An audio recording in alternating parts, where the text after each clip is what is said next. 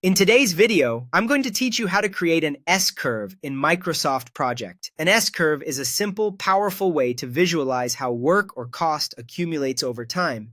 Slow at the start, faster in the middle, then tapering off as you finish. To make one that's accurate and useful, we'll start by locking in your plan, then we'll track actuals, view a quick built-in chart, and finally create a clean S-curve in Excel.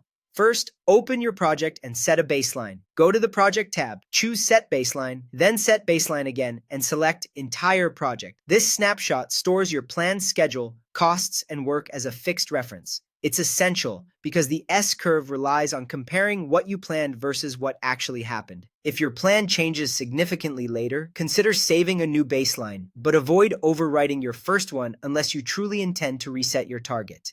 Next, update your progress so the curve reflects reality. Head to the Task tab and update either percent complete or actual start and actual finish dates for tasks.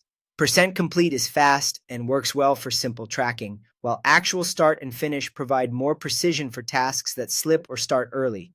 Try to keep updates consistent across the project so your data tells a clear story. Now, for a quick visual inside Microsoft Project, go to the Report tab, open Dashboards, and choose either Cost Overview or Work Overview. These dashboards provide a basic curve-style chart that shows how costs or effort are building over time. If you just need a fast snapshot for a status meeting, this is perfectly fine and requires almost no setup. If you want a cleaner, more classic S-curve, the simplest method is to export to Excel. Go to File, Export, and choose Excel. Export your work data or cost data, whichever you want to chart. In Excel, select the time phase data that was exported, then insert a line chart. This gives you an easy-to-read curve over your project's timeline.